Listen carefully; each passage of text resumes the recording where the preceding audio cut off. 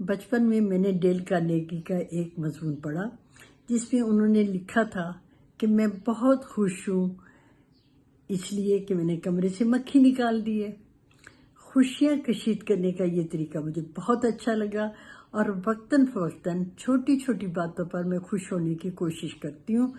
और पिछले हफ्ते यूँ हुआ कि मदीह गोहर की 7वीं बरसी के मौके पर मुझे वहाँ जाने का मौका मिला और वहाँ पे मेरी मुलाकात एक क्लास फेलो से हुई।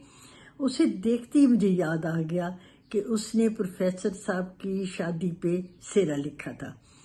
मैंने उसे मिलते ही उस सेरे की चंद लाइनें जो है वो दोहराई और दिल ही दिल में मैं बहुत खुश कि इतने अरसे बाद मुझे वो सेरा याद है कि किताबें बंद कर दो और पढ़ो उस्ताद का सेरा।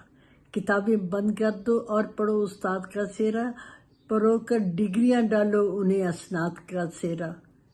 अगर वो बीच लेक्चर के कभी खामोश हो जाएं तो समझो याद आता है किसी की याद का सेरा। अब इस मौके पर मेरी जो खुशी थी वो डबल थी। एक तो ये कि मुझे वो पुराना सेरा याद आ गया, दूसरे क्लास फेलो से मिलने की। फिर जब मैं घर आई तो छोटी बहन का फ़ोन था।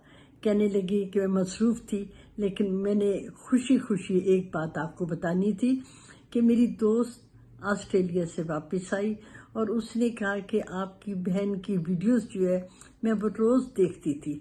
वो इतने प्यारे अंदाज में, इतनी मुलायम आवाज़ में और इतने अच्छे तरीके से बताती हैं कि मुझे वहाँ पे डिप्रेशन ही नहीं हुई। ज़रा मुझे लगता कि डिप्रेशन है तो फ़ौरन मैं उनकी वीडियो लगा देती थी।